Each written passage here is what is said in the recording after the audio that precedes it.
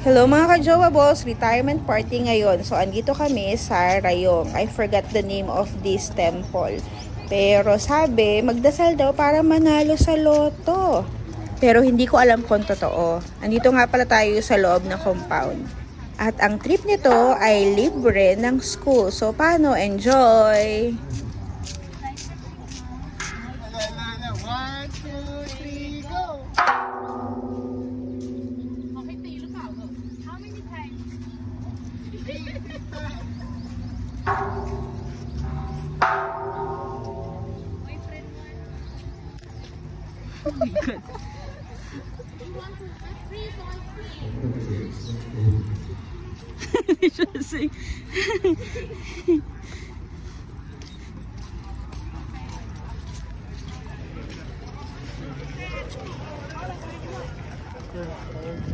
Oh my God.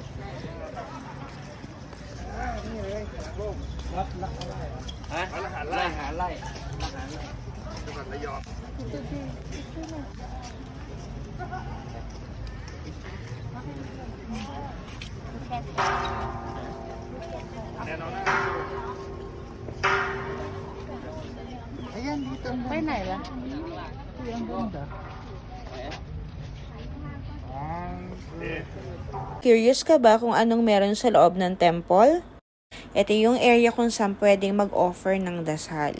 Tapos dito sa part na to, nandito yung mga donations. Diyan isinisipit sa stick na yan yung mga donations na ibinibigay. Then, meron din sila or nagtitinda rin sila ng mga amulet ng mga monks o yung monk na kilala dun sa temple na yon. Tapos, sa part naman na to, nandito naman yung mga Buddhas na pwede mong pagdasalan araw-araw. Bale, isang araw, isang Buddha yung pagdadasalan. Parang may nakadesignate kung anong Buddha or saang Buddha ka magdadasal. Yung mga black pot naman na yan, dyan ka pwedeng magbigay ng donasyon. And then, ito pa yung mga amulet na pinagbebenta sa loob ng temple. Actually, maraming Thai people ang may collection ng ganyan. So, after ng temple, dito naman kami nagpunta sa Doc Cry Reservoir. Sa previous video ko, na-mention ko na meron kaming retirement party na gaganapin dito sa Rayong. At lahat na expenses from food, tapos itong travel namin, at saka itong tutuluyan namin, lahat siya ay libre ng school.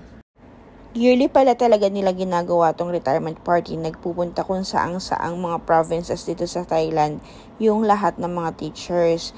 Kaso, nung nagkaroon ng pandemic, na-stop. And then, last year, nag-dinner party lang sila. Isang teacher nga lang pala yung magre-retire this year. At alam nyo ba na hindi natatapos dito sa school retirement party? Kasi meron pang retirement party sa munisipyo or sa Tesaban. And then, meron ding party na sama-sama lahat ng mga teachers na sakop ng municipality. O diba, pinapahalagahan talaga nila yung mga teachers na naging part ng municipality. O yung mga teachers na nagbigay ng serbisyo sa mga public school dito. Malawak nga pala tong area na to, kaso dito lang kami nagstay at saka nag-take photo. So, nung tinatake ko ang video na to, ay 1:30 PM na at ngayon pa lang kami magla-lunch. Buti na lang kasi hindi na namin kilalang isa't isa. Ito nga pala yung map ng Rayong and then dito kami kakain. Yung ini-offer nila dito ay mga seafoods. Seafoods kasi tabing dagat. Ito yung view. Ay sorry, wala pala kayong makitang view. Sobrang liwanag kasi ng araw. But anyways, yung nasa kabila ay island ng Koh Samet. So, isa yun sa mga puntahan ng mga tourist dito. White sand siya. Yan, sa kabila pa pala kaming part ng resto kakain. Lahat ay gutom na kaya pagalingan na lang humanap ng table na nakareserve na sa amin na merong vacant seat. And finally, meron akong nakitang available na seat. Ito nga pala yung mga food na kinain namin. Yung first mix seafoods yon, tapos fish, tapos etong isa, hindi ko alam pero seafoods pa rin yung nakalagay dyan. Tapos yung tom yum na seafoods, and then omelette, May stir-fried na mussels na sobrang anghang at saka yung pako. Pagkatapos ng aming lunch, lumampa naman kami sa bilihan ng mga pasalubong. Mga co-teachers ko nga pala sila sa school ko. Ito yung famous na bilihan ng pasalubong dito sa Rayong. Sobrang dami ng mga dried seafoods dito. Halos magkakatabi ng tindahan na yan, dried seafoods yung ibinebenta nila. Meron din naman kayong makikita mga candies or sweets para sa mga bata. Pero yung karamihan sa mga products dito ay mga dried seafoods talaga. Mga fish, shrimp, may squid, may cuttlefish. Tapos yung mga dehydrated fruits and vegetables, meron din sila dito sa palengke na to. Wala naman akong binili dito pero yung mga kasamahan kong Thai, nagtataka ako, sobrang dami nilang binili. Akala ko iuwi nila sa bahay nila. Parang pasalubong ba? Pero hindi. Shinare nila dun sa mga kasamahan din naming mga Thai at shinare din nila sa amin yung mga snacks na binili nila. Meron din nga pala dito ang mga panligo or pang swimming at saka yung mga Thai pants. Ito yung mga malimit na binibili ng mga turista dito. Finally, after an hour of travel from the place where we had our lunch, malapit na sa resort kung saan kami nagstay at kung saan ginanap yung retirement party. Napansin nyo ba, instead of coconut trees yung naka-line up sa seashore, mga pine trees yung meron dito. Ang ganda, no? Yung mga nakikita ninyo tables and chairs, yan ay mga nirerentahan. Tapos, yan yung mga stall naman kung saan pwedeng bumili ng mga food. Favorite ng mga Thais yung kahit banig lang sa tabing dagat tapos sama-sama silang kakain kasama yung family or yung special someone, masayang-masaya na sila doon. Second time ko na nga pala dito sa Rayong. Yung first time, nag-celebrate kami ng New Year's Eve at New Year's Party noong 2017. Yung lugar na yan pwedeng paliguan. Pero itong area na to, hindi siya pwedeng paliguan kasi sobrang lakas ng alon. Plus, ang sabi, maraming jellyfish. Ang sarap ng simoy ng hangin dito. Uy, merong coconut trees. Ngayon lang ako nakakita ng coconut trees na nasa tabing dagat dito sa Thailand. Sobrang pagod na ako nung tinetake ko tong video na to. Alam mo nyo yung nakatulog ka na sa biyahe pero pagmulat mo malayo pa rin pala. Dumating na kami dito sa resort. Kayo na lang yung bahalang magbasa kung ano yung totoong pangalan ng resort. Saenchang, hindi ko alam. 2 buses nga pala yung sinakyan ng lahat ng teachers. Meron pa rin hindi sumama, pero majority ay sumama kasi kapag hindi sumama, kailangan mag-provide ng valid excuse letter sa director. So, sama na. Libre din naman, 'di ba? And eto nga pala yung view dito sa may front and side ng resort. Ayan yung mga co-teachers ko. May kanya-kanya silang mga maleta. Hindi ko alam kung bakit mga maleta yung mga dala-dala nila. Ito yung palibot. Actually, hindi palibot. Sa front yard nila yan. Yan. Kaming mga Pinoy, mga nakabackpack lang kami. Diretso na kagad kami sa room namin. Si Teacher May nga pala yung kasama ko sa room. Yung iba, merong 4, 3. Pero swerte kami 2 kasi every time na may tour kami lang 2 yung magkasama. Natulog lang talaga kami at nagparty sa resort na to. Kain, inom, party, tulog, kain. Yun lang yung ginawa namin dito. Hello mga ka-jowa balls! Mag-room tour tayo. Okay, so first we have here our closet. Dito namin ilalagay ang aming mga damit for tonight's activity and tomorrow activity. Okay, dito naman tayo sa aming toilet.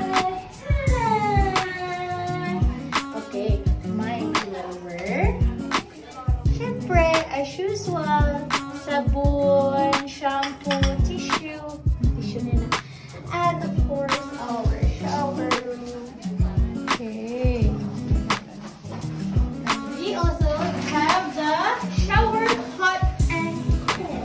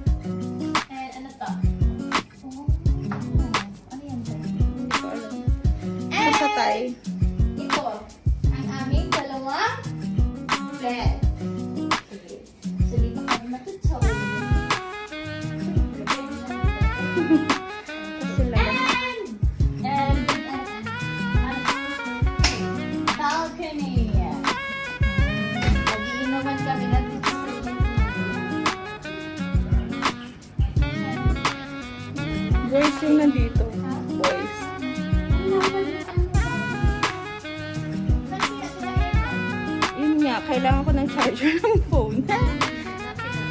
Malamok dito. Ito yung Malamok. sa likod namin. Malamok dito. Thank Thank you, May. Nighttime na and it's party time.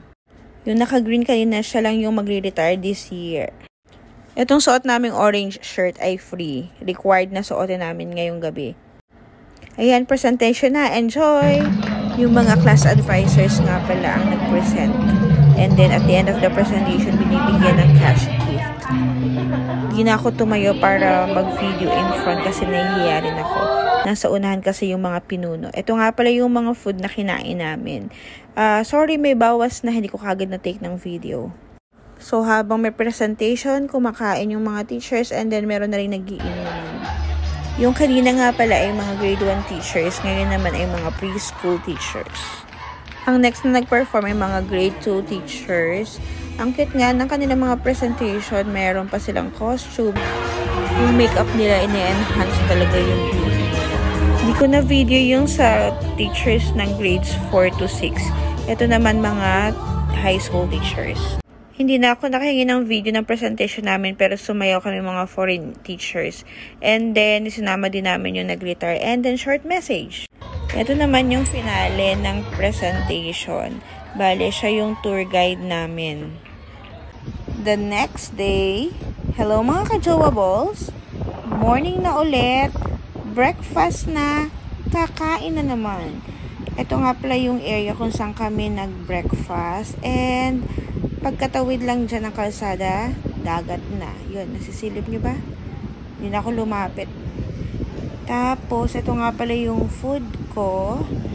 Late na kasi kami lumabas ng kasamahan ko kasi napasarap yung tulog namin. Plus, nag-prepare na kami ng aming mga gamit at sarili. And then, pagkatapos namin kumain, ito na ulit yung view sa labas. At maganda rin pala ang view sa kabilang side. Ayan. I was amazed kasi ang gaganda at ang healthy na mga mangrove trees dito. Namitas nga pala kami nung maasim na fruit. Sobrang asim. Hindi ko na lang na video. So, ito yung trip namin the following day. Nagpunta kami dito sa mangrove forest sa Rayong. Sobrang lawak ng mangrove forest na to. Isa ito sa mga pinupuntahan ng mga tourists na nagvi-visit dito sa Rayong. Parang first time kong makapunta sa mangrove forest. I'm not sure din sa mga previous educational trip na nasamahan ko sa Pinas. Pero parang ito nga yung first time. Tingnan niyo yung mga roots. Ang healthy nila. Yan, nakakita sila ng crab, yung mud crab na isinasama sa somtam. Masarap daw yun, pero hindi ako kumakain. Siyempre, pictorial muna, and diretso na ulit sa paglalakad. Ang mangrove forest na to ay isa sa mga protected areas dito sa Rayong. Enjoy the view. Sobrang lawak, diba? Hanggang dulo pa daw yan. So, iniisip ko, diba, ang mangrove forest malapit sa dagat? Nasa ng dagat yung ibang nasa side na mga trees ay mga pine trees na. Anyways, mahaba pa daw yung lakarin. Pero hindi na kami tumuloy kasi medyo mainit na. Nag-enjoy na kami dito sa taas. After sa mangrove or sa may tabing dagat, umakyat naman kami dito sa bundok. Dito kami magla-lunch. O, diba? Malalayo yung mga pinuntahan namin. Halos ikutin na namin yung buong Rayong. Sobrang nakakatakot yung ibang part ng daan dito kasi ang tarik tapos nakamalaki pa kaming bus. Anyways, malapit na kami sa aming pupuntahan. Sa mga oras na to, gutom na rin lahat kami. Kasi ang layo talaga from dagat to bundok. Hindi ko alam kung anong naisip ng nag-schedule or naggawa ng itinerary namin. Pero ang lalayo ng mga na mga distances ng mga pinuntahan namin. Ay, bawal nga palang magreklamo. Libre nga lang pala to. Hehehe. Ayan, nandito na kami. Ang Sabi, isa ito sa mga sikat na pasyalan para mag-homestay ng mga Thai. Sobrang ganda rin dito. Medyo hindi na siya na-maintain dahil nung pandemic. Pero kita mo pa rin sa area na ang ganda-ganda niya. Brookside Valley Resort nga pala itong pinuntahan namin. Magandang mag-staycation dito. Maraming activities na pwedeng gawin. Pwede rin daw mag-fishing dyan sa man-made lake na yan. Ito nga pala, nandito na kami kasi kakain na kami. Ito na yung food namin. Nag-enjoy ako sa mga food dito kasi hindi masyadong maanghang. Yan, may tom yum soup pa rin. May omelette. May shrimp yung omelette na yun. Tapos yung mga stir-fried na vegetables. Ito yung view dun sa may hanging bridge. Ayan. Ang ganda. May naspatan nga pala kaming 2 swan dyan. At saka meron ding monitor lizard.